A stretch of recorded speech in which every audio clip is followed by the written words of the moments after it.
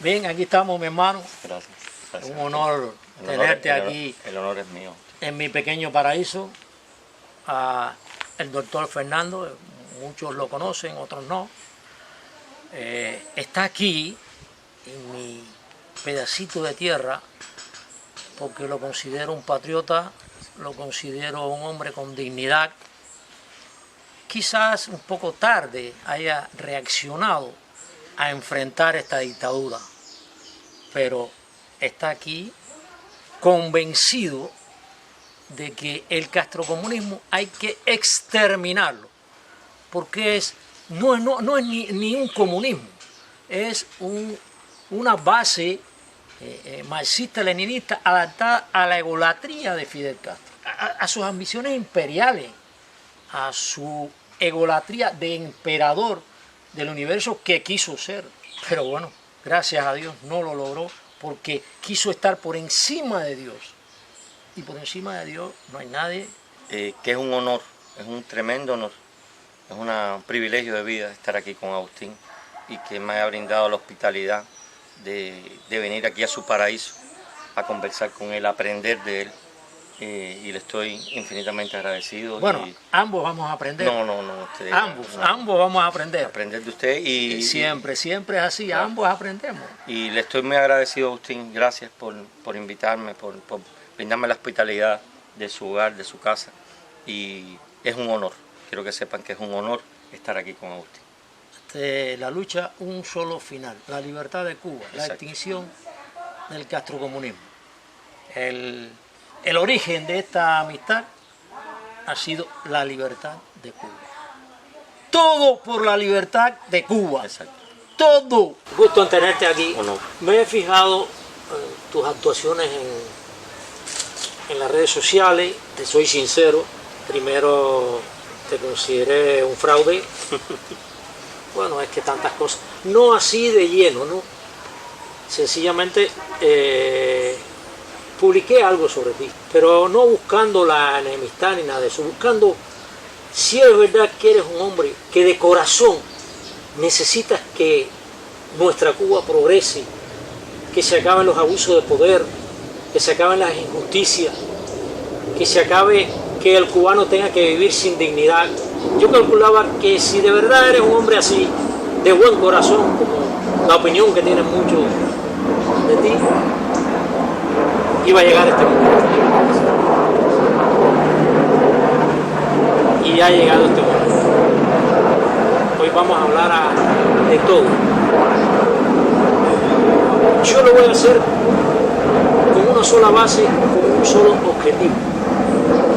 El objetivo que he tenido desde hace 20 o 30 años atrás que comencé esta lucha es crear una fuerza opositora capaz de condicionar al poder. ¿Por qué? Porque probado está que el poder no entiende si no tenemos esa fuerza que le condicionamos al poder. ¿Qué te quiero decir con esto? Por ejemplo, pedimos esto, pero detrás de ese pedido de nosotros, que podamos poner 100 hombres en la calle, 20 frente a una estación de policía, a hacer un reclamo constante, perseverante, porque es de la única forma que el poder entiende. Hablamos ahorita, me venía diciendo algo de Payá.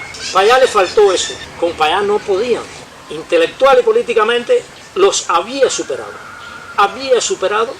a la dictadura. ¿Pero qué sucedió con Payá? Lo eliminaron. Pero la fuerza capaz de hacer el reclamo por su asesinato no estaba lista. Porque ese era el momento, no de salir aquellos poquitos que salimos relacionados con la densidad de población de Cuba. Aquellos poquitos que salimos con su féretro a sepultar.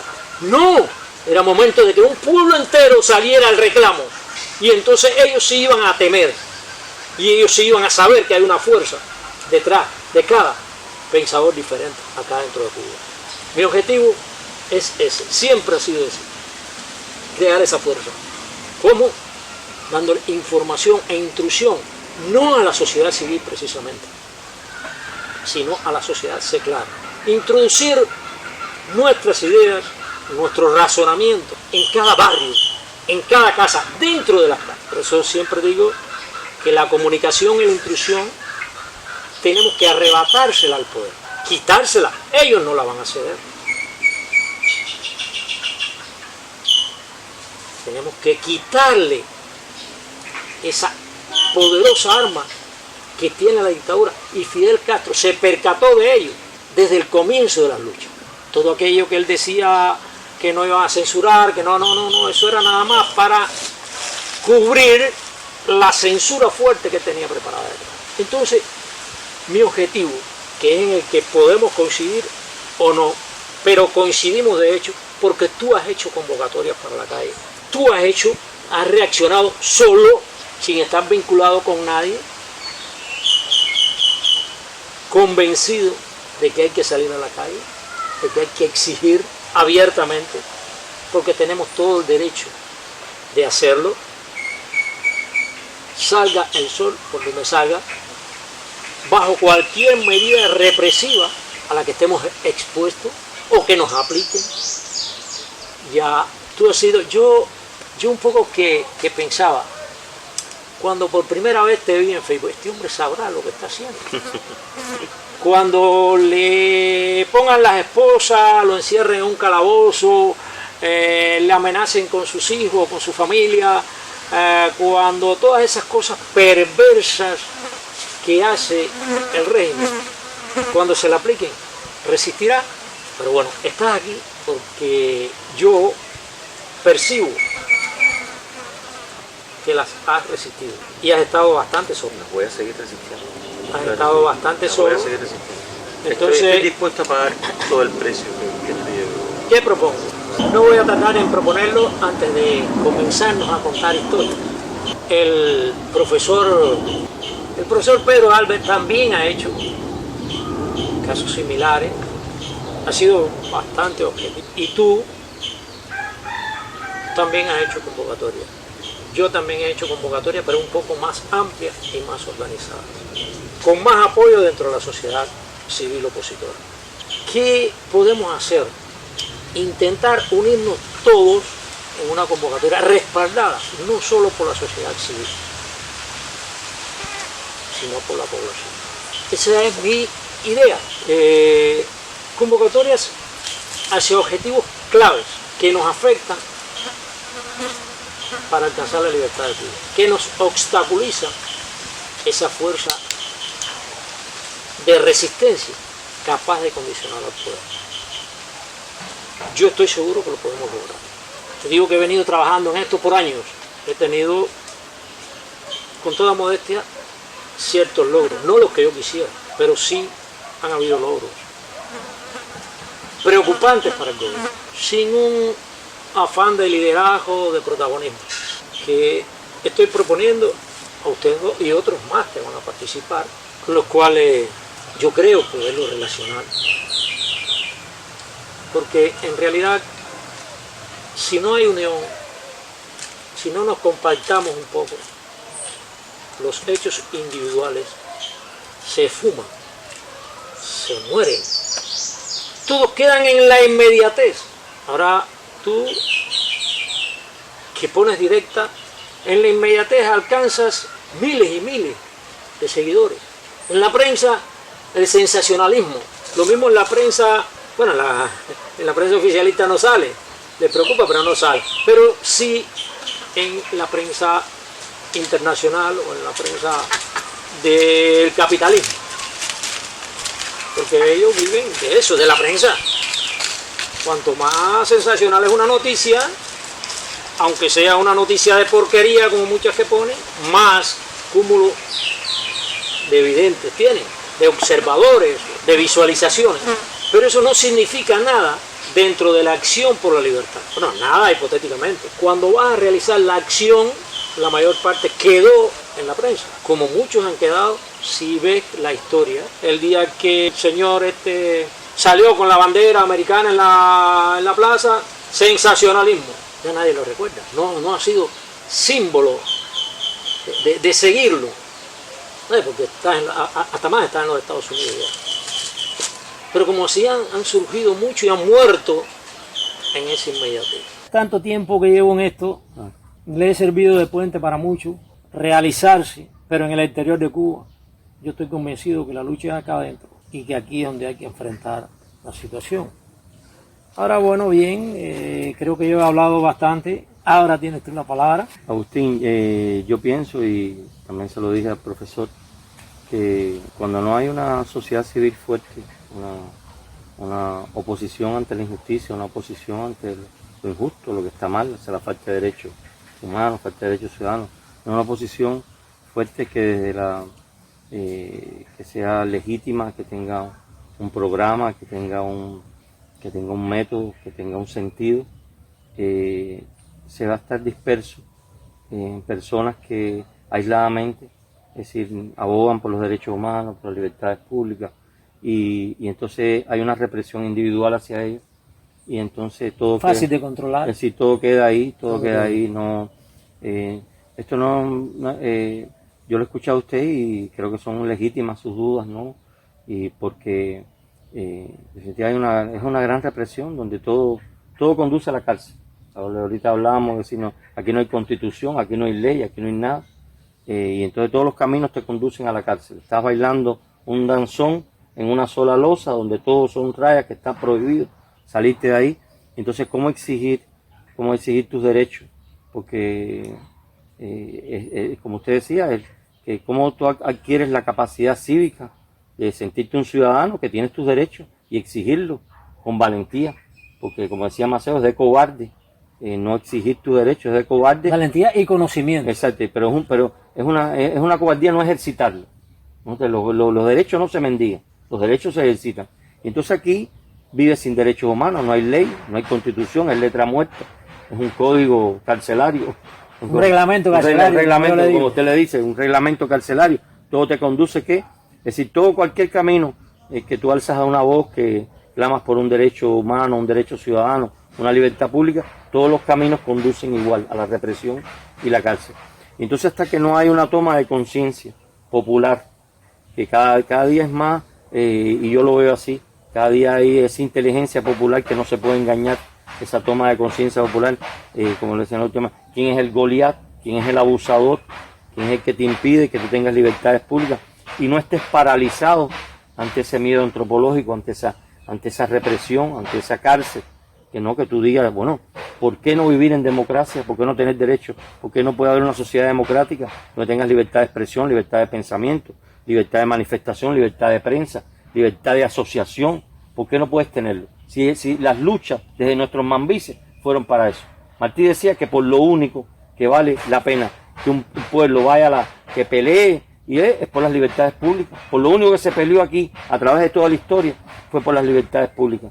Nuestra historia es una lucha por las libertades, o quitadas o dadas. Y entonces, ¿en qué vivimos? En un sistema despótico y totalitario, donde no tienes el individuo, no tiene ningún derecho ciudadano. Eres un hilota. Estás registrado en un registro civil, en un pedacito de tierra, estás registrado, pero no tienes ningún derecho ciudadano. Eres un total hilota. Eres un siervo y un esclavo del Estado. Y entonces yo considero que así no se puede vivir. Por las cosas que vale la pena vivir, son por la libertad. Por las cosas que valen la pena vivir es por ser realmente un hombre que te realice en la sociedad, un hombre que te realice en tu patria libre. Un hombre libre realizado en tu patria libre. Y nosotros vivimos en un total absolutismo, un total totalitarismo, en que el individuo está desprovisto de ningún tipo de derecho ciudadano. Yo coincido, y siempre se lo plantea el profesor, que mientras que no haya una toma de conciencia popular, mientras que no haya una sociedad civil fortalecida y unida, es decir, somos individuos dispersos que sobre los cuales se aplica la represión, se trata de acallar o se acalla o se expulsa, se destierra para el exterior. Esos son los métodos aquí. ¿Qué pasó el 11 de julio? Yo siempre le digo, y que se lo he comentado a usted, que no ha habido una página más inmoral y más inhumana y más negra que todo lo relacionado con el 11J, con el 11 de julio. Ni siquiera la reconcentración de Weile. Pero usted lo vio, un estallido social voluntario, en un estallido social que fue espontáneo de las masas y que se centraban en individuos aislados y sobre ellos se aplicaba que se tiraron hasta las tropas élites contra los manifestantes, las tropas avispas negras, tropas que estaban preparadas para la guerra, para matar, para dejar un adversario. No, esas tropas han estado preparadas aquí para atentar contra el pueblo, para mantener la dictadura. Contra el pueblo, contra los manifestantes. Y después todo lo que siguió, arrestos arbitrarios, desapariciones, tortura, que fueron que lo hablábamos ahorita, qué son en realidad los dictámenes judiciales de los manifestantes del 11 de julio. Ese es el arma que tiene la dictadura para controlar. Son los tanques de Tiananmen, los tanques de Plaza de Tiananmen, que pasaron sobre los manifestantes y se revolcaron. O lo de Rusia cuando entró a Polonia, a Checoslovaquia. Y entonces esos tanques de la Plaza de Tiananmen son las altas sentencias y las abusadoras sentencias a cárcel que tienen contra nuestros manifestantes. Porque cuando a la persona que se le impone una pena de cárcel de 25, 20 años, 13, 15 años, aquí en una cárcel dantesca cubana, es igual que si te pasaran con un tanque por arriba. Aún el desorden público y los actos de vandalismo que ocurrieron, lo que llevan es una simple multa o un pago social. Pero es que tú te pones a ver, la esencia. ¿Cuándo se hicieron violentas las marchas? Si aquí hay cientos, hay miles de videos que lo dicen. Hay pueblitos aquí en que salieron los manifestantes y había un cordón policíaco aquí. Se apartó, los dejó pasar y la gente aplaudía. Exactamente. Aquí cuando se hicieron violentas las marchas, cuando empezaron, llegaron los camiones, vestidos gente de civil, todo el mundo con un palo, con piedra, todo el mismo con la misma bota, parece que todo el mundo había ido al mismo zapatero, las mismas botas militares, vestidos de civil, a violentar las marchas. ¿Me entiendes? Que tú vas con un palo vestido de civil hacia arriba de una persona y que es lo que tú estás manifestando. Después que se dio una orden de combate y se dio el fratricidio, que se iba a hacer lo que fuera necesario, y las calles, que son los parques, las calles son espacios públicos, son del pueblo. Y de pronto tú viste las calles de los militantes, las calles de los revolucionarios. Arriba hay que hacer contra los manifestantes. ¿Qué cosa es eso? ¿Qué cosa es eso? Es fratricidio. Eso es lanzar al hermano contra el hermano. ¿Me entiendes? Entonces, la página más inhumana, la más oscura de la historia de nuestra patria fue el 11 de julio, todo lo que siguió. Y las penas, yo lo decía, tú coges la historia, la masacre de Amritsar en la India, que fue General Dyer, dijo, no se pueden agrupar más de 5 personas, manifestantes, arriba los fusileros contra ellos. ¿Qué? Entonces, justifica, es un pragmatismo asesino, es un pragmatismo criminal. Esos son los hornos, los crematorios que el señor español, miembro eurodiputado, Manu Pineda, dice que bueno, que no hay hornos crematorios. Esos son los hornos crematorios. No, pero ahí están los hornos crematorios modernos. Claro que sí, claro. Una pena de 25 años, un horno crematorio. Después de una pena de 15 años, un horno crematorio. Después de que terminó la Segunda Guerra Mundial, a tantos años de evolución y desarrollo humano, eso es un horno crematorio. Claro que es un horno crematorio. Mira, yo he escuchado hablar de las UMAP, las unidades militares de apoyo a la producción. ¿Quién se mandó a las UMAP? Se mandó a los opositores, se mandó a las personas homosexuales, se mandó a todos. A los que pensaban diferente, exacto, que querían libertad. Y entonces tú los escuchas y dices, no eran campos de concentración. Bueno, ¿qué le faltó? El horno crematorio. Eran campos de concentración. No, porque algunos jefes de esas unidades no eran homofóbicos. Bueno, y los que eran homofóbicos, ¿cómo trataron a esos seres humanos, a esas personas? Y siempre lo digo, en mi primer año de medicina se expulsó de la facultad de medicina a todos los estudiantes que eran gays, ¿entiendes? Las lesbianas, los homosexuales, qué clase de homofobia, hubieran sido tremendos médicos, y además en cuarto año también los vi. Entonces, cuando tú ves todo esto, es imposible cerrar los ojos ante eso, Agustín, es imposible cerrar los ojos. Y ahorita comentamos, te decía, cuando tú actúas pasivamente ante esa injusticia, eres tan responsable como el que la comete. Cuando tú te callas, cierras los ojos, miras para el lado y no te manifiestas, ayudas a cometer esa injusticia. Porque eso que se ha cometido sobre nuestros hermanos, que están por cientos en las cárceles, pero además hay por miles con cartas de advertencia también afuera en sus casas, que si nada más hacen van para la cárcel también. Entonces, ¿en qué vivimos? En un gobierno absoluto, un solo partido, un solo gobierno, es el que manda, el dueño de tu vida, de tu muerte, del oxígeno que respiras, del agua, de todo, eres todo. Y entonces, eso está. Fíjate que ahora escuché a uno decir, porque ni la Constitución, que no tenemos, lo que tenemos es un reglamento carcelario, pero dice, el partido es la fuerza superior, del Estado, del gobierno, de todo, de la clase dirigente, de todo. No la Constitución, si existiera, si tuviéramos, no puede darle directrices al partido, es decir, que están por encima del Olimpo, de Zeus, de Apolo, de la estratosfera. No tienen directrices. Mira, en ningún país, ni en las monarquías, ni en las monarquías constitucionales, ni en las monarquías parlamentarias, nadie se puede ir por encima de la Constitución, ni los reyes. ¿Entiendes? Y entonces se consideran, ¿qué pasa? Que consideran que esta es su tía, son dueños de esa finca, son reyes, son faraones, porque inclusive ahora mira al boxeador, porque vamos a dar cocotel, al boxeador ahora no, el boxeador cubano fue a discutir un título mundial a Japón ahora, que con qué orgullo iba él diciendo, sintiéndose, porque Cuba es de todos los cubanos, los que están aquí, los que están afuera, los que se sienten, los que nacieron, los descendientes, Cuba, de los hermanos que la aman. Aún los esbirros que gobiernan. Mira, pero todos son, Cuba también es de ellos. Y él iba con la emoción de que hoy ahí está su himno, de su bandera, todo. Le dijeron, no puedes ni usar tu bandera, echó en la camiseta, ni puedes salir con el himno nacional. ¿Qué cosa es eso? Decía, ven acá, cuando Perucho Figueredo sobre su caballo allá en Bayamo le dio la propiedad, derecho de autor, ¿a quién? ¿A quién se lo dio? ¿A quién se lo dio? ¿A qué gobernante se lo dio? Si el himno es de todo, el himno de la patria. Y después Narciso López, inclusive Narciso López, la bandera de Narciso López, creo que se decidió en la Constitución de Guámbaro hacerlo, creo que hasta más fue quien la creó, se la dio a Narciso López, creo que hasta en Nueva York. Es decir, cuando tú coges la historia, tú dices, Narciso López le dio el derecho a la bandera de autor a alguien. No, la bandera es de la patria, es de todo. Y la patria no tiene dueño, la patria es de quien le sirve mejor en espíritu. La patria no tiene dueño, aquí no tiene dueño. Estos árboles, esta tierra, este cielo, este mar, todo, no tiene dueño. El dueño aquí es Dios, el dueño aquí es Dios, y el que le sirve mejor en espíritu. No hay una propiedad. Ahora que has tocado ese tema, sí.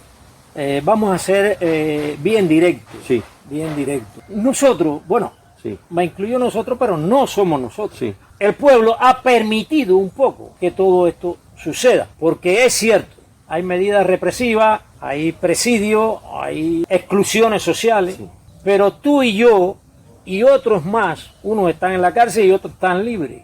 Hemos sido capaces de enfrentarnos y existimos, estamos vivos. Hay un aspecto que es ese miedo, ese temor, esa... Sí, pero discúlpame, Agustín, aquí el poder absoluto siempre, el poder totalitario, siempre subestima la inteligencia y la capacidad del pueblo de ver y discernir entre lo justo y lo injusto.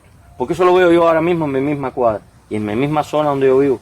Ya las personas, después del 11 de julio, ya han adquirido como una sapiencia popular intrínseca de quién es el abusador.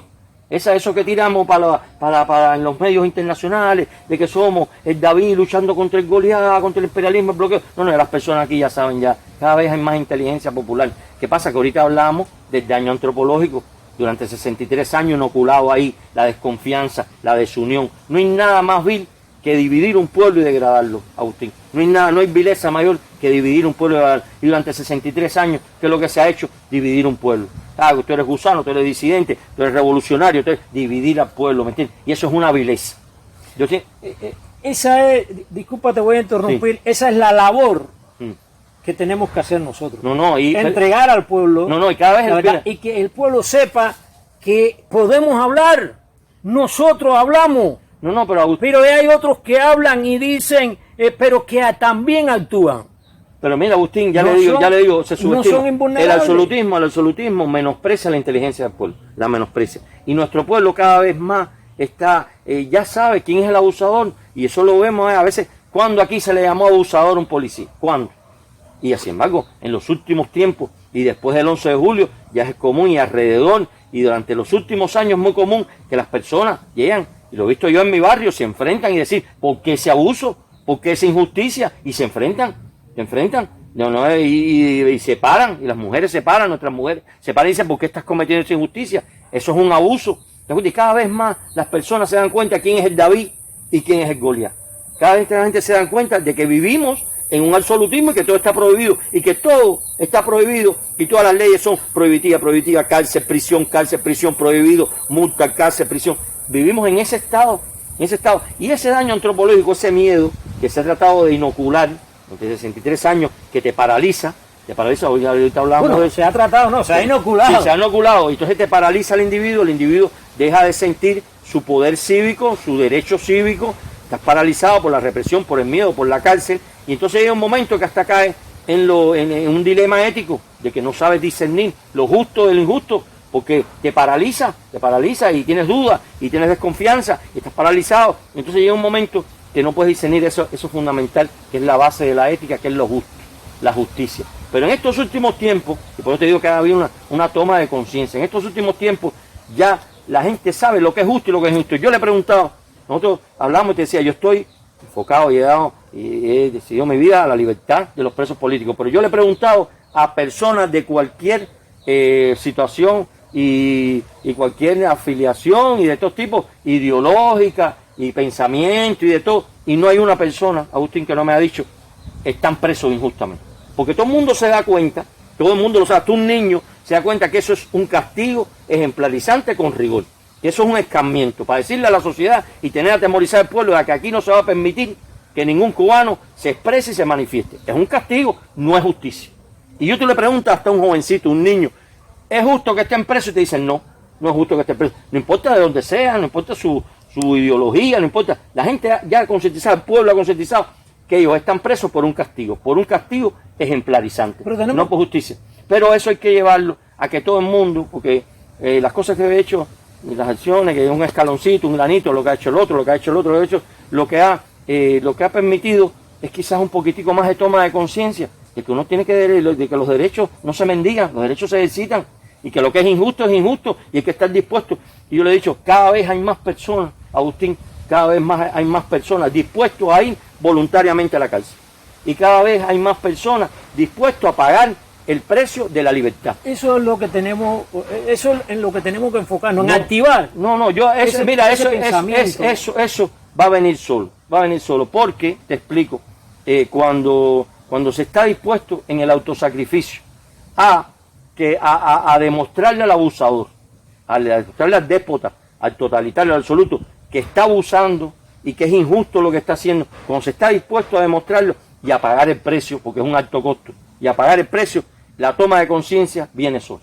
Sí, la toma de conciencia viene sola, pero se puede activar. Exactamente. No, hay una cosa. Hablamos de no estar disperso, de no estar dividido. Eso te digo. De no estar disperso, de no estar dividido. Organizar esa fuerza. De que no hay un individuo que viene, no, que eso es inhumano, ustedes están haciendo mal, esto es un abuso, y con ese represión y cárcel. Y el otro, y que esto están haciendo, esto es humanidad, esto es un falta de derechos ciudadanos, falta de derechos, represión y cárcel. Y entonces a este vamos a reprimirlo y asediarlo lo suficiente para que se vaya del país. Y a este vamos a reprimirlo lo suficiente para que se caiga la boca. Y este vamos a amenazarlo. Entonces así que, pero ¿qué pasa? Yo siempre, porque por lo menos individualmente, mi método es el método de Gandhi, de Martin Luther King, la desobediencia civil, la no cooperación con la injusticia, la no cooperación con el mal. Y Gandhi siempre lo decía, cuando tú coges la historia y tú la miras, siempre han existido dictadores, tiranías, asesinos, ha existido todo, que en su momento parecen invencibles. Pero después la historia que te dice que triunfa, la noción del bien, la verdad, la justicia, el amor. Al final siempre el amor. Y esos abusadores y esos absolutistas y totalitarios, ¿sabes dónde están ahora? En un museo. Porque tú vas a hacer Ceausescu, que era el genio de los Cárpatos, 500.000 delatores, un ejército, todo el mundo ahí reprimido. ¿Dónde está Ceausescu? Honecker, con la Stasi. Por eso siempre digo, vean la vida de los otros, que la genial Joanny llama la vida de nosotros. ¿Me entiendes? ¿Por qué? ¿Y dónde están esos 200.000 delatores, informantes? Todo? Entonces Stasi, ¿dónde está? En un museo. Está en un museo. Y aquí un día van a estar en un museo donde tú vas a poder buscar quién era el que te delataba, quién era el que te chivateaba, quién era el que te reprimía, quién era eso. Y va a estar en un museo para que nunca más vuelva sobre nuestra patria ese totalitarismo, ese abuso, ese absolutismo. ¿Me entiendes? Porque al final, todos esos torturadores, todos esos absolutistas, todos esos criminales, todas esas cosas, la historia, el reloj de la historia, los deja atrás. ¿Me entiendes? Los deja atrás y quedan en lo que son, en un museo de vergüenza, en un museo de deshonor. un museo inmoral, un museo de eso, donde quedan, porque además aquí día de mañana tú vas a tener que explicar a tus hijos y a tus nietos y a tu descendencia qué tú hiciste cuando habían cientos de personas, cientos de hermanos tuyos presos inhumanamente, al torturador, al delator, al que reprimió, le va a tener que explicar a su familia qué fue lo que hicieron, ¿me entiendes? Y van a estar, lo único que le van a dar a su familia y a su descendencia es vergüenza, deshonor, ¿me entiendes? Porque inhumanidad, y se van a decir, sus nietos van a decir, pero acá abuelo, tú hiciste esto, tú reprimiste, tú le diste palo a tu hermano, tú lo metiste en una cárcel, ¿por qué? ¿Qué hizo esa persona? ¿Qué fue lo que hizo? Como se ve actualmente en los barrios, no importa las personas ni de qué edad, ni de qué filiación, nada, la persona dice, ¿pero qué fue lo que hizo? Cuando se reprime un individuo que dice una verdad, o que exclama una verdad, o que pide por un derecho humano, que pide por la libertad de los presos políticos, las personas en su barrio, sus amistades, la familia, todo el mundo dice, y eso se cuenta por cientos y por miles, y en el mundo la gente dice, pero ven acá, ¿qué fue lo que hizo? ¿Por qué lo reprime? ¿Por qué lo metes en la cárcel? ¿Me entiendes? Y eso es una pregunta tras otra que no tiene explicación. Lo que tiene es la evidencia. Porque usted piensa ahora, poco a poco, la verdad se va imponiendo. La verdad y la noción del bien siempre flota, Agustín, siempre flota. No importa cuánto se reprima, no importa cuánto se asesine, no importa cuánto se metan en la cárcel. La palabra, siempre lo decíamos, la palabra puede cambiar el mundo, las acciones cambian el mundo. Y estos son momentos de decir, hacer es la mejor forma de decir. Amén. Hacer la mejor forma de decir, ¿me entiende? Y usted ha hablado ahorita de la parábola de la Biblia, cultivador, y en muchas cosas siempre decía, caballero, los pósteros serán primeros y los primeros pósteros, no importa en el momento que tú decidas abrir los ojos, no importa en el momento que tú decidas pararte con honor y decir, ya está bueno ya, ¿hasta cuándo el abuso? Estamos de acuerdo, pero ahí está la parte objetiva. Esta conversación es la parte objetiva. Mire, la parte objetiva, crear la fuerza. Mire, donde yo veo la parte objetiva, mira, esto es una parte objetiva. Esto es una parte objetiva. Lo que estamos haciendo, usted y yo, es una parte objetiva. Sí. Esa es la parte Pero objetiva. esta parte objetiva tenemos que hacerla crecer. Por supuesto, no, eso Dentro es su natural. de la sociedad. Eso es su natural. Esto que estamos haciendo es la parte objetiva, conversando. Tenemos 25.000 diferencias, pero eso no importa, porque todas las manos son pocas. En cuanto a la libertad y al progreso de la nación, creo que no tenemos ninguna. Exactamente, pero las manos son pocas para el afán, las manos son pocas, no importa, si ni tus hijos, ni tu familia, ni nada, pueden pensar igual que tú. En una familia todo el mundo piensa diferente, y todo el mundo tiene una concepción, y los hijos se parecen más a las épocas que a los padres, ¿me entiendes? Y no hay por qué pensar igual, ni se tiene que por qué querer que las personas cambien su forma de pensar. Al contrario, sigue usted que pensando como usted piensa, tenga usted su ideología, no importa, pero esto es inhumano. Tenga su ideología, usted la respeta, tenga su respeto, veneración para las personas, la libertad religiosa, veneración hacia cada persona que tiene su religión, respetarla, no querer cambiar a nadie, ni su ideología, que siga con su ideología, con su religión, respeto a la opinión, respeto a la religión, respeto a la expresión, respeto a la libertad de cada ciudadano, a realizarse a sí mismo. Ese es el respeto, es la base de todo. ¿Qué se aplastó el 11 de julio? Esa libertad, la libertad de expresión, la libertad de todo. Y la base objetiva es que tenemos que ir sumando cada vez, sumando con verdad, cada persona que no está dispuesta a aceptar el totalitarismo ni el absolutismo. En eso estamos de acuerdo. Ahora, ¿qué sucede? Yo he tomado como referencia el 11 de julio, quiero que sepa. Sí. Unos meses antes del 11 de julio, sí, yo llamé a una persona que tiene un nivel político, una cultura política muy superior, es un gran pensador, y yo le dije, va a ocurrir esto y no estamos preparados. Esa persona me dijo, no, eso no va a ocurrir, Agustín. Claro. Y ocurrió. Sí. No estábamos preparados, no estábamos organizados. La sociedad civil opositora no se había centrado en causar el descontento que se estaba formando para conducirlo, y creo que si hubiese estado organizado o un poco concretado hacia ciertos objetivos precisos, le hubiese sido muy difícil al gobierno parar el 11 de julio. Mire, ¿Qué te digo? Agustín, yo lo que yo pienso. El 11 de julio fue un estallido social totalmente espontáneo. totalmente espontáneo del pueblo. No estaba preparado ni nadie podía prever, a no ser personas como usted, que previeron que había haber un estallido social por las condiciones que habían económicas, políticas, sociales, todo tipo. Pero muchas de las personas, muchos de los jóvenes que están presos, ¿sabe por qué están presos? Porque salieron y dijeron y exclamaron libertad. Y dijeron, qué cosa más linda esta, qué cosa tan hermosa, 63 años sin poder salir, manifestarte y gritar libertad. Hay cientos de hermanos nuestros que están presos por eso, porque durante la manifestación lo que salieron dijeron, qué hermoso es este momento, qué hermoso es este momento de poder gritar libertad, qué hermoso es este momento, y están presos por manifestarse y por expresarse. Ahora, ¿para qué es lo que yo creo que no se estaba preparado? En que sí se estaba preparado por el método del abusador, de cómo abusar, de cómo reprimir. Ellos están preparados, cómo abusar y cómo reprimir. Porque si usted es mi hermano, y usted está gritando libertad, se está expresando, y a usted lo vienen a agarrar por el cuello y a llevárselo, yo me tiro con usted y hay que llevarme a mí. De lo que estamos hablando, si, por ejemplo, yo estaba viendo en estos días la situación de Cuba en el 1860, cuando eran colonia de España. Y el capitán general ya en el 1860 le mandó a decir a los reyes, le dijo, mira, las insatisfacciones, las quejas de los cubanos son justas, sus aspiraciones son legítimas, ¿me entiendes? Porque los cubanos no pueden pertenecer al gobierno. Tú puedes pertenecer al gobierno, ¿qué representación tenemos nosotros en el código carcelario ese, que llaman cartamal? ¿Qué representación? En esa asamblea de personas levantamanos por unanimidad, ¿qué representación tenemos? En el orden legislativo. Es una exclusión, es que una...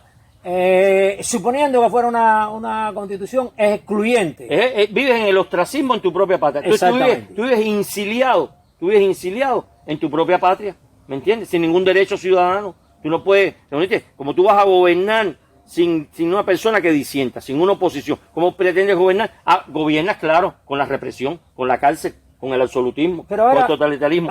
Y entonces, ¿qué pasa? Ahora usted y yo nos reunimos, empezamos a reunirnos con personas que pensamos diferente, que tenemos una visión de una patria diferente, de una Cuba diferente, que tiene que ser, y va a ser Agustín, va a ser, y somos unas personas que somos unos idealistas prácticos. Decimos, bueno, ¿qué podemos hacer? Bueno, toma de conciencia del pueblo, fortalecer la sociedad civil, y todo el aparato de represión y totalitario, ¿hacia qué va? ¿En qué dirección va, Agustín? Hacia deshacer la sociedad civil. Ok, estamos de acuerdo en eso. Sí. Pero es que todas las dictaduras hacen eso. No. Hay que estar dispuesto a pagar el precio. Tú hablabas ahorita de que no nos permitían reunir. Claro que no nos permiten reunir. Yo hago reuniones aquí. Yo hice reuniones. Ahora estamos reunidos. Déjame decirte algo. Las últimas reuniones que hice en casa de mi hermana, asistieron 62 personas de distintas organizaciones civiles de aquí de Cuba, bajo operativo. Lo que hay que estar dispuesto a seguirlo. Exactamente. Lo que hay que quitarse el miedo ese, el temor ese, el y estar dispuesto a seguirlo. Y si quieres, ¿cuántas veces no le dije? Y que no estás haciendo nada ilícito, estás haciendo una cosa lícita, es tu derecho. ¿Cuántas veces no me enfrenté a los represores y le dije, bueno, arrasen con todo, llévennos? ¿Cuántas veces fue amenazada la casa de mi hermana? En tres ocasiones vinieron, no, le vamos a allanar. Está bien, me decía ella, allanen. Lo que hay que estar dispuesto a pagar el precio que tenemos que pagar por la libertad. Mira, el otro día un amigo mío me mandó una frase. ¿Tú crees que aquí estás seguro tú? No, en ningún lugar. Yo estoy seguro. No, en ningún lugar. No. En ningún lugar. Pero el otro día un amigo me mandaba así, en el Museo del Estatua de la Libertad, en New York, el Estatua de la Libertad, una frase de quién, lo más grande que hemos tenido aquí, José Martí, decía, la libertad tiene un costo, tiene un precio. Hay que resignarse a vivir sin ella o estar dispuesto a pagar su precio, pagar el costo. O tú te resignas a vivir sin libertad, como él decía, a vivir en esa inercia flotante de flojedad, aceptando la injusticia, aceptando la falta de libertad, aceptando la falta de derechos ciudadanos, o pagas la virtud del autosacrificio y te sacrificas. ¿Me entiendes? Y pagas el costo que hay que pagar y estás dispuesto a pagar el costo, porque lo más grande y la atmósfera natural de vida del ser humano es la libertad, y sin eso, ¿qué tiene? Si por lo que más vale la pena vivir es por la libertad. Entonces, vamos al tema objetivo de la organización y de la instrucción a la nación de lo que son valores cívicos, educación cívica más bien, y métodos de lucha pacífica no violenta. A ver, ¿cómo podemos enfocarnos en Eso, yo le si usted le decía, profe, hay cosas que son fundamentales. Tener un programa, tener un método y tener un sentido. Sin eso, es decir, no, y hacia qué apuntar, hacia fortalecer la sociedad civil. Bueno, Fortalecer la sociedad civil. ahí ahora te pregunto directamente. Sí, Ahora te pregunto directamente. sí. ¿Tú estás dispuesto a contribuir en eso? No, ya, míreme aquí. Ya esto, estar aquí con usted, ya le dice, y no es lo que uno diga, Agustín, no es lo que uno dice. Y ahorita hablamos, decía, la mejor manera de decir es hacer. Ok. Y la mejor Ya estamos. Y la mejor manera de decir es hacer, no es lo que se dice. Aquí este pueblo piensa, esta gente, que se funde un pueblo se hace a discurso bonito. Y es discurso, y palabrería, y todo, y tú lo ves en esa asamblea de personas, como llama Giovanni, personas dóciles, levanta mano por unanimidad, y es discurso, y más discurso, y lo mismo te mandan a criar peces en un estanque, que te mandan, no. El problema es que la mejor manera de decir es hacer. La mejor manera es hacer, pero además, hacer con ejemplo, con valor, con hacerlo, simplemente hacer, subir, estar dispuesto a subir escalones sin tener en cuenta el tamaño de la escalera, subir escalones, estar dispuesto a hacer y hacer y reunirnos. Amén de eso.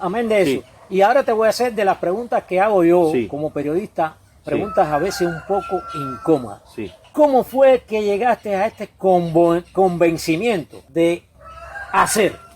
Y así. Porque tú te graduaste por el año 80, por ahí. Yo me gradué en el 89. En el 89. Me gradué de médico en el Hospital Y Calixto entonces García. te dedicaste a tu carrera de médico, a algunas misiones internacionalistas exacto, y eso.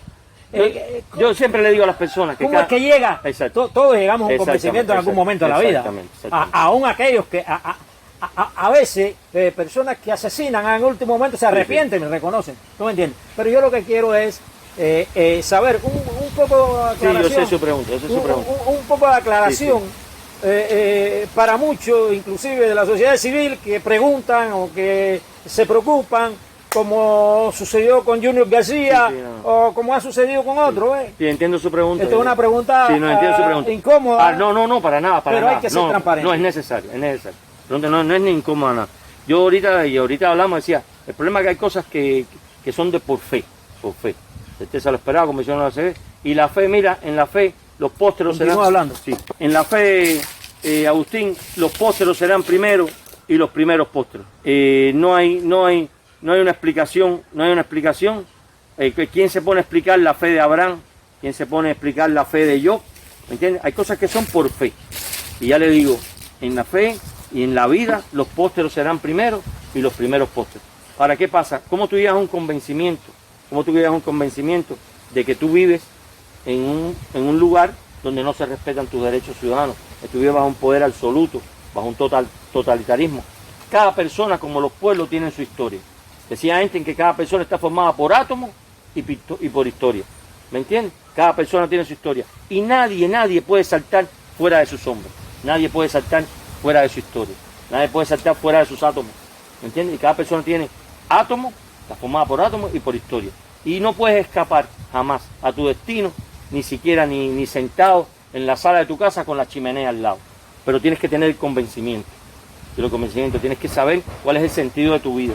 ¿Me entiendes? Tienes que saber, y además tienes que tener una vivencia histórica en tu vida de cómo tú llegas a ese conocimiento, cómo tú llegas a ese sentido de decir, este es el sentido de la vida del hombre, tienes que ir un camino de experiencia.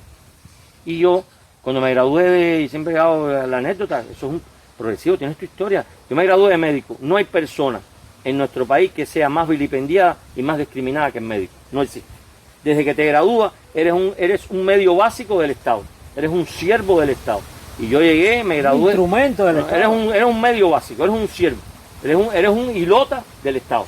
Y yo me gradué, fui para África con todo mi corazón, porque era ayudar. ¿Dónde tú puedes ser más útil como médico que en África? En servir a ese pueblo enfermo, pobre de África. Y llega con todo ese corazón, con todas esas ganas de aprender, de convertirte en un mejor médico para servir. Y llega y te están esperando en la puerta de la escalerilla del avión para quitarte tu pasaporte. Y ahí tú comienzas a pensar, ¿por qué? ¿Por qué me tienes que quitar ese documento que, como ciudadano, por qué me tienes que meterme en un lugar, una aldea, no sé, para donde quieres decirme que no puedes salir de ahí? Y bueno, si tú estás arriesgando tu vida, estás sirviendo una al pequeña ser humano, cárcel sin barrote. al ser humano, ¿por qué si tú trabajas con médicos igual que tú, que están en libertad, que se arriesgan su vida igual que tú todos los días, que sirven al ser humano a curarlo, a salvarlo? ¿Por qué si estoy al lado de la frontera no puedo cruzar un puente? O no puedo tener un derecho ciudadano ni siquiera, ni a tener mi pasaporte. Después todo, tú dices, bueno, ¿y por qué me tienes que pagar la miseria que me pagas? ¿Por qué tienes que tú, la oficina económica, el Estado, ¿no? Tienes que bajar, ponerse tu dinero, y tú que estás arriesgando tu vida, sirviendo? ¿Por qué tienes que vivir lleno de necesidades? ¿Por qué no puedes ser justo a la hora de decir, bueno, paga un impuesto, pero este es tu salario como un ser humano, como un obrero, como un trabajador, este es tu salario? Entonces tú comienzas a pensar, bueno, ¿por qué esto es justo? Esto no es injusto.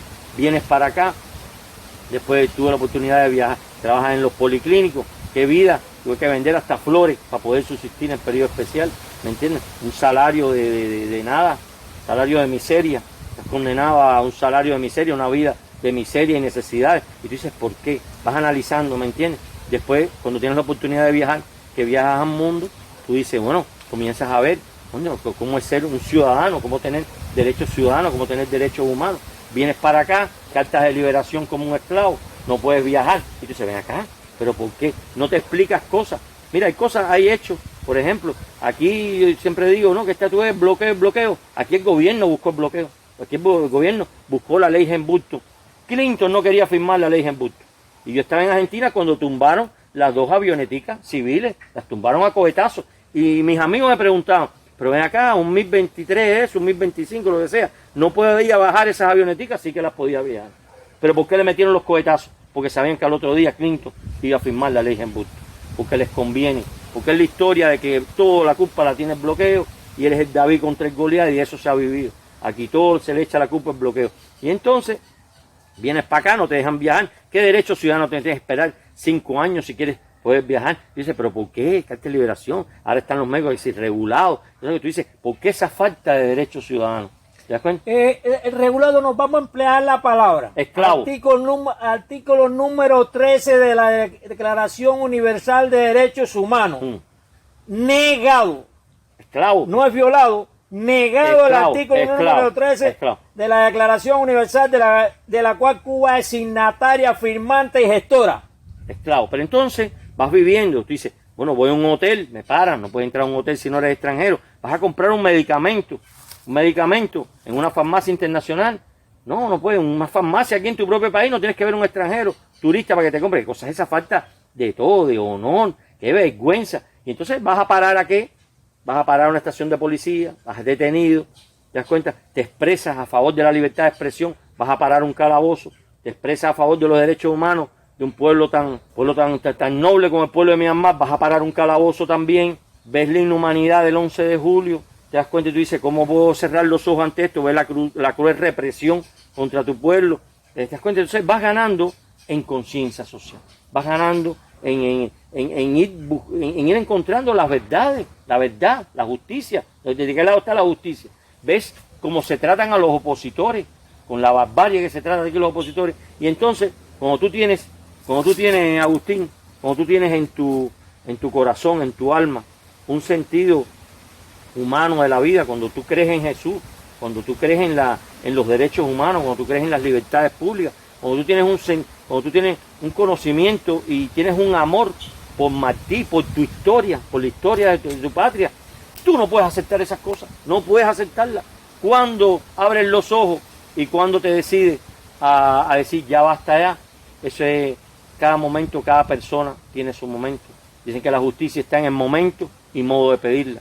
Quizás en un momento tú estás y tú dices, bueno, voy a poner a mi familia en riesgo, ¿me entiendes? Porque aquí enseguida te das cuenta que entonces va a tu familia. Exacto, y entonces esperas un momento más, pero lo tienes aquí y a mí siempre lo he dicho, hay una frase de Fito Páez que me cambió la vida, el amor de Gandhi expulsó al Imperio Británico de la India y me fui a estudiar meses a Gandhi, a Martin Luther King, a Henry David Thoreau, a Emerson, y después me pasé años bebiendo de ellos, ¿me entiendes? Y cuando tú bebes del néctar de Emerson, de Martí, de Henry David Thoreau, de Walt Whitman, de todos de Tolstoy, de todo, mira, ya nunca más puedes beber del pozo de la injusticia. Cuando tú bebes de esas aguas, cuando tú bebes de las aguas de Jesús, cuando tú te abrazas al sermón de la montaña y descubres el bálsamo de humanidad y el bálsamo de fe que te da el sermón del monte, tú no puedes beber ya después de una agua sucia de injusticia. Y entonces es cuando tú, por fe, por convicción, porque tienes a Martí en tu corazón, porque tienes a Jesús en tu corazón, tú dices no. Y entonces tú dices ya, me paro. Esperas el momento, porque también está el momento y el modo de pedirlo. Tienes que también saber cuál es el momento, ¿entiendes? Y entonces, después aceptas el costo. Aceptas el costo que venga porque estás convencido de lo que estás haciendo. Y mientras más te reprimen, mientras más te meten en la cárcel, mientras más te prohíben, mientras más entonces más convencidos estás de que yo estoy en el momento correcto. Ahora, en estos últimos tiempos, no solamente la represión, no solamente la cárcel, sino el avispero de ciberclaria que te tiran arriba para infamarte, para denigrarte, para ofenderte, para ensuciar tu honor y tu nombre. Pero mientras más tú ves eso, dices, estoy en el camino correcto, disculpa usted, estoy haciendo lo correcto. Cuando tú te ves que estás, y además te tratas de proteger a tus amigos, a tu familia, déjeme solo, hoy solo voy a estar en la suciedad con que se reprime, la suciedad con que se aplasta al que piensa diferente. Y tú dices, no importa, es más, es un Red Bull lo que me tomo, mientras más me reprima, mientras más me ofendan, mientras más me humillen, mientras más me infamen, toda esa ciberclaria y todo lo que trabajan para ellos. Eso es un tigol, es una multivitamina de la valle lo que me Amén de eso. Ahora te voy a sí. hacer una pregunta de percepción. Sí. Por lo regular, todo aquel que estudia medicina, Sí.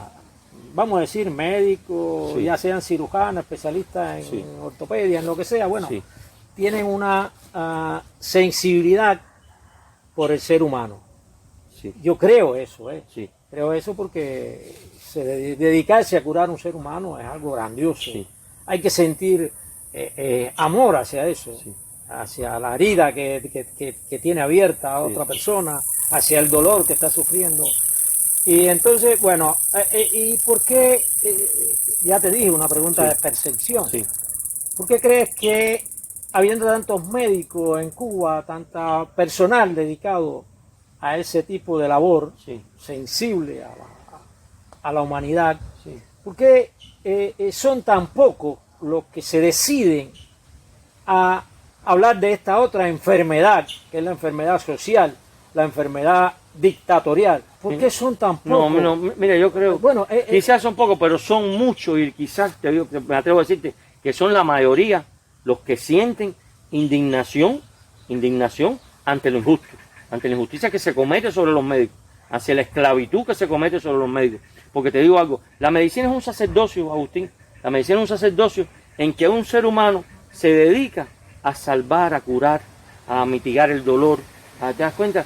Y entonces al médico, entregado a su profesión, entregado a estudiar, porque el médico tiene que estudiar todos los días, porque el médico mediocre hace daño.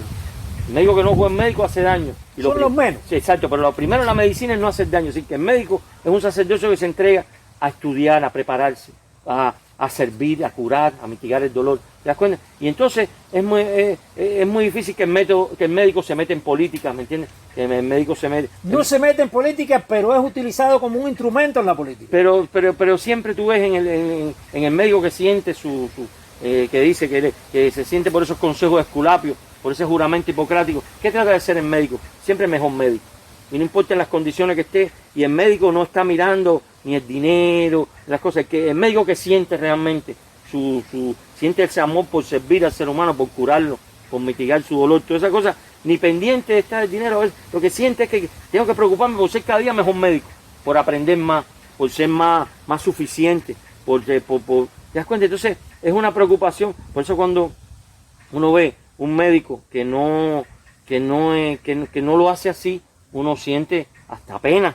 Dice, no, porque no hay cosa más linda que una enfermera, que un médico, que un maestro. ¿Te das cuenta? Son profesiones que son sacerdocios que curan lo mismo el alma que curan el cuerpo, que son que te dan la esperanza al moribundo, al enfermo, ¿te das cuenta? Entonces, yo lo que sí creo que el médico y la inmensa mayoría de nuestros médicos saben la injusticia que se comete con ellos, saben la discriminación que se comete con ellos, que no están de acuerdo, pero están entregados a ese sentido de vida que es servir al hombre. ¿Me entiendes? Tú sabes que yo a veces me he quedado meditando y que si todos esos médicos, todo ese personal de salud no se preocupa por estos que atraviesan la selva del Darién y que mueren ahí, que sufren ahí, que ¿por qué no hacen algo por estos que en el estrecho de la Florida han muerto ahogados, por esos que ahora mismo están regresando a los Estados Unidos porque no aprueban el contexto migratorio, y entonces están regresando sin casa por ese sufrimiento del pueblo? ¿Cómo es? Me pregunto yo, ¿cómo es que personas tan sensibles a lo que es el sufrimiento humano no han tomado esta decisión que tú has tomado? Pero lo sienten, Agustín, lo sienten y lo saben. Y cuántos médicos en estos últimos tiempos han emigrado, cuántos, cientos de miles, ¿te das cuenta? Pero no es huir, no es enfrentarse como tú lo has hecho. Pero mire, mire, tú lo has hecho, y yo estoy seguro que anteriormente a esto tenías una buena posición. Sí, pero mira, por ejemplo, yo siempre recuerdo una reunión que tuvieron los médicos en Sudáfrica, y los médicos ahí se pararon y dijeron, sin miedo, mire, nosotros creemos que esto que están haciendo con nosotros aquí, por nivel salarial y a nivel de tiempo del servicio, todas esas cosas, no estamos de acuerdo con eso. Y se pararon y lo dijeron. Y ahí están los médicos de Sudáfrica, ¿entiendes? Pero no, ustedes van a recibir el 70% de su salario y el 30% va a ser de impuestos al Estado. Y ustedes no es que a los 2 años lo vamos a quedar, ustedes se van a quedar aquí. Gobierno, ustedes después dominan el idioma, las enfermedades y todo eso. Y fue una misión en que los médicos se pararon y dijeron, miren, no estamos de acuerdo con esto, no estamos de acuerdo con lo otro. Y tú lo ves, ya los médicos, lo que pasa es que ya te digo, tú estás en una vida de servicio. Cuando estás el médico, estás ejerciendo, la enfermera, el técnico de la salud, todo, estás en una vida de servicio, porque están entregados a ese sacerdocio, pero lo sienten. Ve a hablar, porque yo converso con mis colegas y dicen, no hay nada en los hospitales, no hay nada con esto, pero estamos ahí, nos da pena a veces con el paciente y los ve sin medicamento, Agustín, sin nada, sin cosas para operar, sin nada, y lo ves atendiendo al paciente, y lo ves aconsejándole, y le ves, toma esto, y hacer lo otro, y ayudando, y el que tiene unas pastillas. A mí he llegado y el médico mío de la familia me ha dado pastillas. Te voy a hacer otra pregunta. Pero entonces tú dices, no es que ya lo sienten, lo saben, y están disgustados, y trabajan disgustados porque te estás trabajando sin medicamentos, sin poder ayudar al enfermo. Y te van disgustados por todas esas leyes necias. Pero ahora sí. Te voy a hacer otra pregunta incomodísima. Sí. Incomodísima. Todo eso que me estás diciendo es cierto. Pero ¿por qué crees que se han dejado manipular políticamente a través de la salud si están sintiendo eso? No, Agustín, no es que sean, no es manipulación.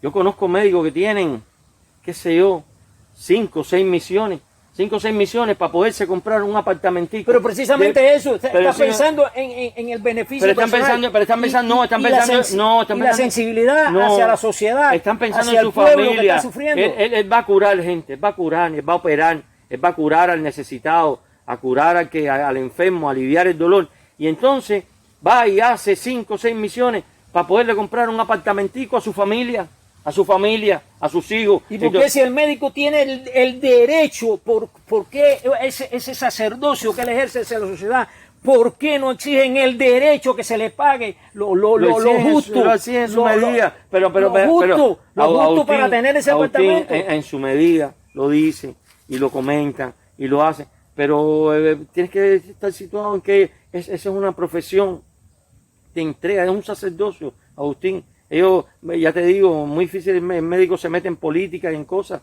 porque él está centrado en aprender, en curar al enfermo, en ser mejor médico cada vez, ¿te das cuenta? Pero en general, el médico sabe que está viviendo en una situación de discriminación, de explotación, de no atención, de de vergüenza con los pacientes, de inhumanidad, porque aquí, que ahorita conversamos, ¿qué es lo peor que tiene nuestro país? La mancha más grande, inmoral y de inhumanidad es todo lo relacionado al 11J. Pero ¿qué es lo peor que tiene actualmente nuestro país? Que han manchado a las matas blancas. Exactamente. La salud. La salud. Aquí yo lo hay que aumentar aquí. La tarea priorizada de este gobierno absolutista y totalitario es ampliar los cementerios. Aquí tienen que tener como tarea priorizada ampliar los cementerios. Aquí el que se enferma se muere. No hay medicamentos. No hay antibióticos, no hay analgésicos, no hay antibióticos, no se pueden operar los salones porque no hay nada. ¿Sabe? Entonces, tú ves esa situación y tú dices, ¿pero qué? ¿En qué estamos centrados? ¿En qué estamos centrados? En la mayor mancha moral de inhumanidad que tiene que ser. Pero nos gustaría, con tremendo gusto, estar centrados en la lucha, porque no es un problema de administración de salud. Yo a veces lo comentaba y suavemente le he dicho a personas, qué mala administración de salud hay aquí. No, lo que no existe es administración del gobierno. No existe ningún tipo de administración del gobierno. Es un desastre. ¿Me entiendes? Y entonces, ¿por qué? Porque no le importa el pueblo, sencillamente. Porque no le importa el pueblo. Y entonces, por eso no hay medicamentos, por eso no hay nada de eso, por eso no se opera en los hospitales. No es que haya mala administración de salud, es que no existe administración. Bueno, aquí la administración del gobierno buena es para reprimir, para meterte en la cárcel, para callarte. Esa sí es buena. Ahora te voy a decir, Sí. te voy a contar una anécdota que yo escuché en una clínica dental. Sí. Yo ahí escuché esta conversación. Le dicen a una doctora que pronto se iría para una misión. Sí. Ella muy contenta, pero hay una conversación íntima, parece que era con la asistente dental Sí. o algo de eso, y le pregunta, bueno, ¿y tus hijos y tu esposo y todo eso? Y dice, no, todo eso hay que olvidarse, hay que sacrificarse. ¿Para qué? Para yo poder tener algo, algunos... Sí, económicamente poderle dar algún... Exactamente, todo eso. La familia, en este caso, se relega a segundo o terceros planos. Es difícil, es difícil ver eso y que aún así nos prestemos para un enfoque político, porque es lo que le da el gobierno. Sí, el gobierno lo utiliza. Exactamente. Pero aquí el dentista no tiene. Yo tengo hace un año una muela con una curita, no hay ni empaste por una muela. El estomatólogo aquí no tiene ni un empaste por una muela. El ortopédico no tiene ni un yeso para enyesar a una persona, un niño que se fractura una extremidad. ¿Me entiendes? Y entonces el médico, tú dices, el médico que hace hasta con un cartón te enyesa, hasta con un cartón y una cinta, ¿te das cuenta? Y entonces esa doctora, porque aquí sí, la familia, la célula fundamental de la sociedad. ¿Cómo la familia, la célula fundamental de la sociedad? ¿Cuántos cientos de familias tú las tienes que son son Dispersadas? No, y desintegradas, que son familias que están destrozadas, porque cada familia que tú le tienes un joven preso ahí injustamente, es una familia que está destrozada. O que se separan en el éxodo. Exactamente. A ver, tú me hablabas ahorita de tu familia. Exactamente. ¿Cuánto hace que no la ves? Un año. Un año ya hace que no la veo. Pero así hay. Yo hace 6 que no veo la mía. Pero hay cientos de miles de familias. Porque he estado regulado y no me dejan viajar. Claro, cientos de miles de familias aquí divididas, cientos de familias destrozadas, cientos de familias dispersadas, que son ya familias que están destrozadas. Un poco que no pienso de esa forma, vaya, yo creo que la dignidad, yo creo que si yo hubiese sido médico, bueno, como que no me he dejado atrapar por esta sociedad, porque era oficial de la Marina Mercante y tenía buena posición social, que un poco que yo si hubiese sido médico no me dejaría manipular así. Te estoy hablando con toda sinceridad. Ahora, además de ser mi amigo, eres mi compatriota en toda esta lucha y lo vas a seguir siendo hasta el día que tú quieras. Lo vas a seguir siendo, porque yo no paro hasta no ver a Cuba libre de dictadura. Yo soy un soñador también. Entonces, somos dos soñadores. Soñador. Hace años me decían, Agustín, ¿por qué tú no te vas del país? Me decían mis amigos. Yo decía, no, los que se tienen que ir son ellos. Y dice, Agustín, ¿tú estás loco? No. Entonces seguimos soñando. Sí. Yo digo que los que se tienen que ir son ellos, que no se tienen que ir, lo único que tienen que dejar es el poder. Vaya, yo no los voy a discriminar como ellos han hecho con los demás cubanos. Yo lo único que les diría que, bueno, ya dejen de disfrutar de las mieles del poder, entreguen el poder que no saben, el gobierno que no saben gobernar, porque son unos estúpidos. Que este pueblo sea feliz. Exactamente. De que este pueblo sea feliz. Están gobernando en contra de un pueblo que no quiere ser gobernado por ustedes. No están gobernando No quiere. sobre la infelicidad y la represión de un pueblo. Exactamente. Están gobernando sobre la infelicidad y la represión de un pueblo. Y así no, dejen que el pueblo sea feliz, dejen que el pueblo pueda al fin y algún día realizarse el hombre en una patria libre, el hombre libre en una patria libre. Disfrutar de sus derechos. De sus derechos, exactamente. Que pueda disfrutar de la libertad, que pueda tener libertad de expresión, de manifestación, de prensa, de asociación, de todo. Libertad, que el límite de la libertad sea la propia libertad, que no tenga límite. ¿Me entiendes? Pero eso tenemos que lograr, crear una fuerza dentro de la nación capaz de ponerle condiciones a eso. Pero además de eso, Agustín, ellos se van a ir. Así se lo decía, ¿cuál era la joya del Imperio Británico? Las Indias, ¿entiendes? Y Gandhi se lo decía, ustedes se van a ir caminando. Pero yo no quiero que se vayan como se fue Fidel Castro. No, ustedes se van a ir caminando. Disfrutando de las mieles del poder. Yo creo que yo quiero, Sí. y por eso trabajo, para eso dedico todo este tiempo, que se vayan ahora, porque ya cuando tienen que irse. No, ya, ellos tienen que irse, ya ellos, mira, después del 11 de julio, y lo he dicho, después de ellos, el 11 de julio, perdieron toda autoridad moral para gobernar este pueblo. Ellos nunca la han tenido, pero ya después del 11 de julio, todo lo que ellos han hecho, después del 11 de julio, ellos no están en ninguna condición, ni humana, ni moral, ni de nada, para dirigir a nadie aquí. No tienen ya eso, nunca la han tenido, pero ya la perdieron, ya de hizo facto. Ya no es que mañana o el año que viene, ya ellos tienen que entregar ese poder y dejar que este pueblo haga cambios democráticos y entre en una democracia.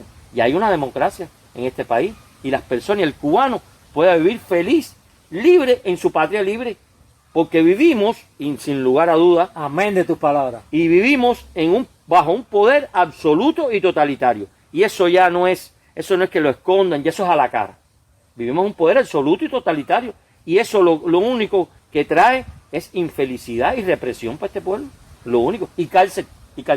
Infelicidad, represión y cárcel para este pueblo. Es lo único que le han dejado al que piensa diferente, al que no ve y sueña con ver a su país libre, su patria libre, al individuo realizado con una libertad ilustrada en su propio país. ¿Me entiendes? ¿Por qué te tienes que ir? ¿Por qué se tienen que ir la familia? ¿Por qué el cubano no puede ser feliz en su tierra? ¿Por qué no puede ser feliz en su patria? Realizarse en su patria, trabajar como un obrero, ganar su salario con lo que pueda satisfacer las necesidades de su familia. ¿Por qué no? Si estás en miseria, porque no sabes administrar el gobierno. Y no hay medicamentos porque no sabes administrar la salud. Y no hay alimento porque no sabes administrar la economía. Dale paso a los que puedan hacerlo. Cambia, porque tienes que estar aferrado. Bueno, ¿y qué crees? ¿Qué pensarías si el doctor Fernández, el profesor Albert y Agustín López y otros más que siguen todo esto y que sé que van a estar dispuestos, nos encontraríamos en algún momento en el malecón marchando con el pueblo? Yo soy el primero que me apunto. Miren, yo cuando entré hoy a su casa, le decía la disposición que tengo de aprender de ustedes. A ver, yo los admiro, ustedes llevan tantos años asediados, reprimidos, maltratados, ¿te das cuenta? Y yo me doy cuenta, yo simplemente soy un individuo común, jardinero de mi edificio, que el otro día dije, no, creo que es un deber humano hacer algo por nuestros hermanos presos, es un deber humano hacer algo por nuestra patria, es un deber humano, es un deber. Y de hecho lo estamos haciendo ahora. Exacto, y yo creo que cada persona debe hacer el pedacito de deber que le toca, como pueda, en la manera que lo sienta y como crea que debe hacerlo, ¿me entiendes? Y entonces cuando yo entré por ahí, yo le dije, mira Agustín, yo estoy aquí porque es un honor que usted me haya invitado a su casa, para mí es un honor estar aquí, pero además de eso, vengo para aprender de usted. He conocido en estos últimos días personas tan maravillosas, tan inteligentes, con ese sentido de patria, de libertad, de derechos humanos, en los cuales uno aprende y uno disfruta porque uno ve la decencia. Porque Reinaldo estuvo en tu casa. Y la decencia. Gran amigo. La decencia. Yo le dije a Reinaldo, mira, yo estoy surcido,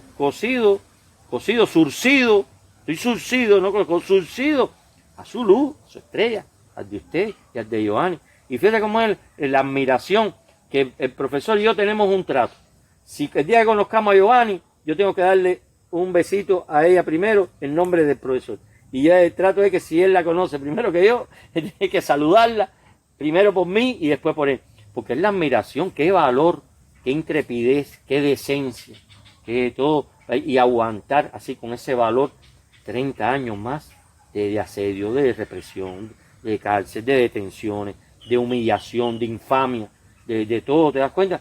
Y estar tan convencido en el alma, con tanta decencia, con tanta limpieza de corazón y de ideales, ¿te das cuenta? Que uno es así y se quita el sombrero.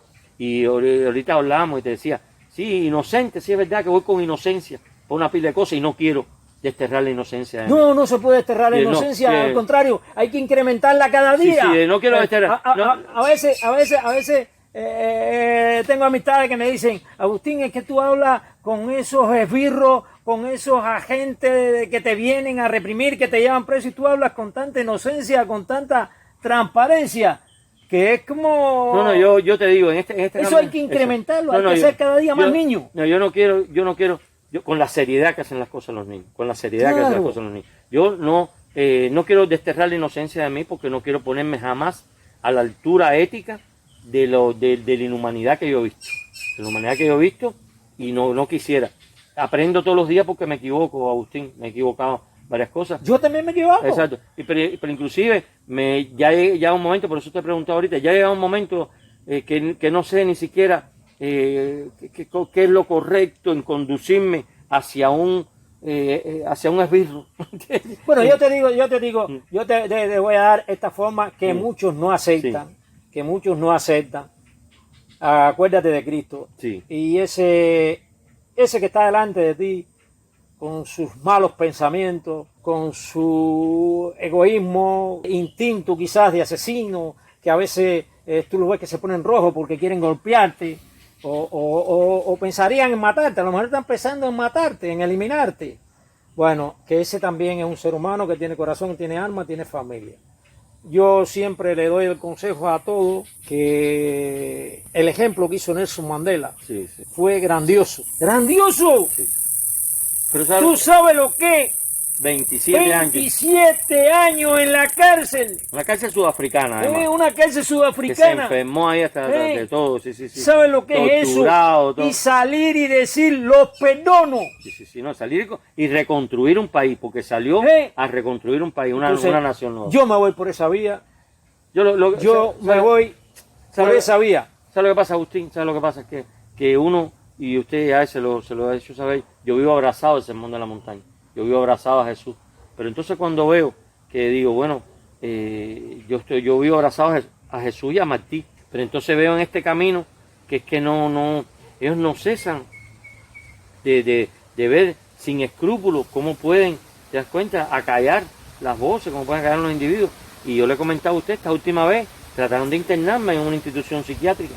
Y tú dices, cuando un ser humano con ese nivel de pragmatismo, sin escrúpulos, llega a intentar hacerle eso a otro ser humano que está en total capacidad de sus facultades mentales y es capaz de hacerle, ¿qué le vas a hacer? ¿Meterle un electrochoc para barrer sus neuronas? ¿Qué vas a hacer? ¿Inocularle un antipsicótico para mutilarlo de forma intelectual? Entonces tú dices, ¿cómo puedes llegar a ese límite? ¿Cómo puedes llegar a hacer? Porque, y no es que para que no estén mandando moticos nada de eso, ¿cómo puedes llegar a pasar lo que le pasó a Payá? ¿Me entiendes? ¿Cómo puedes llegar a eso? ¿Cómo se puede llegar a eso? No, pero yo te pronostico a ti, no lo que le pasó a Payá, pero yo te pronostico, dice que te arrastraron a... Bueno, a mí varias veces me han arrastrado, yo te pronostico un poquito más, así que vete preparando, mira, suerte que tú estás gordo y para cargar contigo, así que bueno, mi hermano, pero te pronostico eso porque me gusta ser transparente y además ya tengo confianza que tú estás dispuesto a llegar y eso me da el convencimiento que no importa lo que yo te diga, que te van a esto. Bueno, tú sabes una cosa que, bueno, ya tu familia no está acá, ¿ves? Pero le digo algo más, le digo algo más, Agustín. En mi caso, y pienso yo que también en los casos de otras personas, cuando hacen esas cosas te dejan dos caminos solamente. Te dejan dos caminos. el honor o la cárcel. No hay más camino. El La honor, cárcel también es honor a veces. exacto, no, yo... Porque José Daniel Ferrer yo lo considero que, no, que allí dentro de la cárcel ha agarrado más honor. Sí, cuando a mí, me recuerdo cuando nos detuvieron en el Y parque, Navarro también. cuando nos detuvieron en el Parque El Quijote, que expresamos viva la libertad de expresión, y viva Martí, porque ya Martí para ellos es disidente. Viva Martí, viva la libertad de expresión. Y ahí una carta de advertencia por contrarrevolucionario, por manifestación contrarrevolucionaria, Martí y la libertad de expresión. Y me recuerdo cuando nos metieron en la perseguidora, había un muchacho que ahora somos amigos, y él había gritado, viva la libertad, viva la democracia. También, esas son palabras que están prohibidas, son malas, y entonces cuando está en la perseguidora yo me doy cuenta que tenía su rostro, no sabíamos cuántos años nos iba a esperar Martí, la libertad de expresión, la democracia y la libertad, no sabíamos cuántos años iba a costar esa frase ofensiva, ¿me entiendes? Y entonces le veo que su cara tenía una gran preocupación. Después descubrí, Agustín, que él cuidaba a su madre que estaba lisiada en una cama. Es decir, su madre, él era quien cuidaba a su madre que estaba postrada en una cama. Entonces su preocupación al estar ahí, no saber que lo que iba a pasar, era quien cuida a mi madre, ¿no? Y me recuerda que le dije a Agustín, cuando en un lugar, en un sitio, no se respetan los derechos ciudadanos y las libertades públicas, el lugar con más honor es la cárcel. El lugar más honorable que hay es la cárcel. Recuerdo que era un hombre de una gran fe, estuvimos todo el tiempo hablando de la Biblia, estuvimos hablando de los pasajes de Jesús, de Sermón de la Montaña, todo. Pero sí, los dos estuvimos muy convencidos, ¿me entiendes?, de que estamos en un lugar honorable, el lugar con más honor. Ese momento, en ese día, el lugar más honorable que había era la cárcel. Y hasta que, pero también lo hablamos ahorita, cada vez hay más personas que están dispuestos a aceptarlo voluntariamente. Porque no, ante la deshonra del miedo, es preferible ese lugar honorable. Pero el miedo a veces te deshonra y te crea y te hace sumergirte en eso que decía Martí, que es una inercia flotante y flojedad. ¿Entiendes? Y entonces, a veces ese lugar es honorable, como es honorable este que estamos aquí, que estamos hablando de situaciones de nuestra patria. Estamos hablando... Debajo de los mangos de Agustín, ¿te acuerdas de los mangos de Baraguá? Ahora estamos debajo de los mangos de Agustín. Yo cada rato lo digo aquí cuando estamos conversando. ¿Qué llamó Martí a eso? La página más honorable, página más hermosa, la página más digna. Tenía la historia de Cuba, ahí los mangos de Baraguá.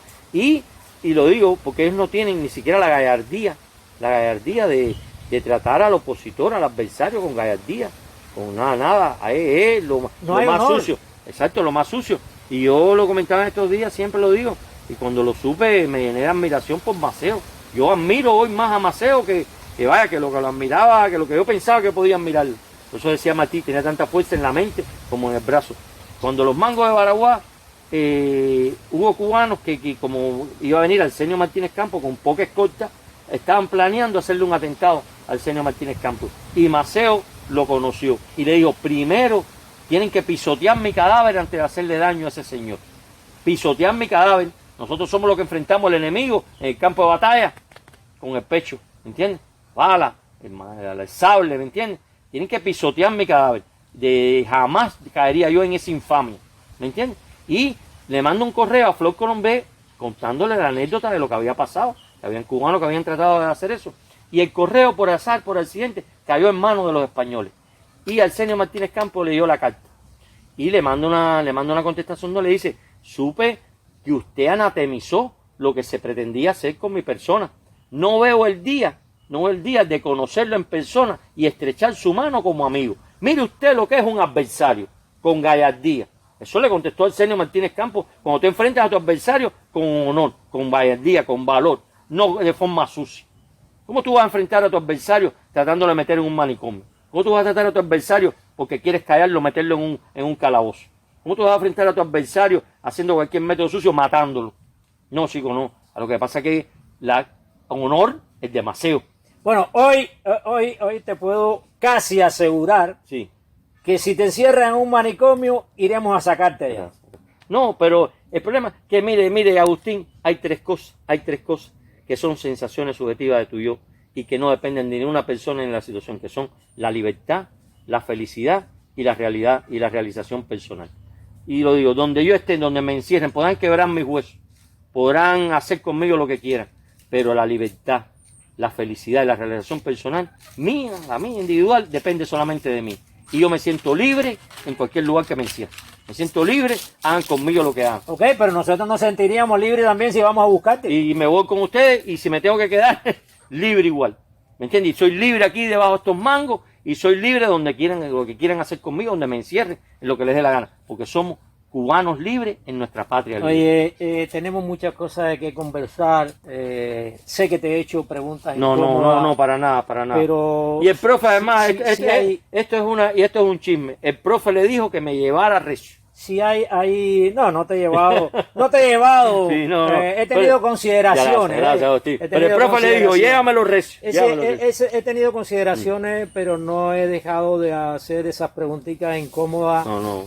porque Justa, si no las hago, justa, no hay transparencia. Exactamente. Y yo creo que esto que hemos comenzado es con transparencia. No, hay que caminar en la verdad siempre. Hasta el final. Y asumir la verdad Asumirla. y del costo de la verdad. Aunque- en las condiciones que sea. Y si en algún momento hemos lastimado, No, para hemos nada, para cometido un error con No, alguien, para nada.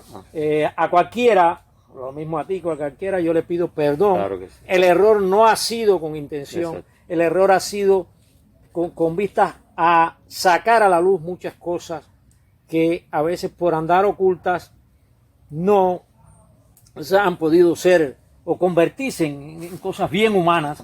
¿Ves? Sin embargo, han sido ideas bien humanas, pero por andar así o con temores, no tengo temor a enfrentar a otra persona. Y bueno, quien crea que por eso es mi enemigo, yo no tengo enemigos. No tienes adversario, No ni los enemigo. Cuando tú crees en Jesús, No los tengo. y gracias a lo que en la montaña, no Ni adversario aún, ni enemigo. déjeme decirle, ni aún el presidente de Cuba y los que gobiernan y los que reprenden son mis enemigos. No, sencillamente están en una posición contraria a la mía, pero no son mis enemigos. Son enemigos de la justicia, son enemigos de su pueblo, No, de la sí, historia de su pueblo, de, de la su libertad, pueblo, de la libertad, de su pueblo. pero realmente no son mis enemigos. Cuando uno dice, bendecir a los que te aborrecen, orar por los que te persiguen y te humillan, no hay enemigos. Yo creo que, sabes que yo creo que he llegado un poco a eso, ¿eh? Sí, cuando Y tú- me ha sido muy difícil. Dice, y además, cuando dice, Muy no difícil. enfrentéis al mal, no pongáis al agravio. Lo que pasa es que con el mal no se coopera.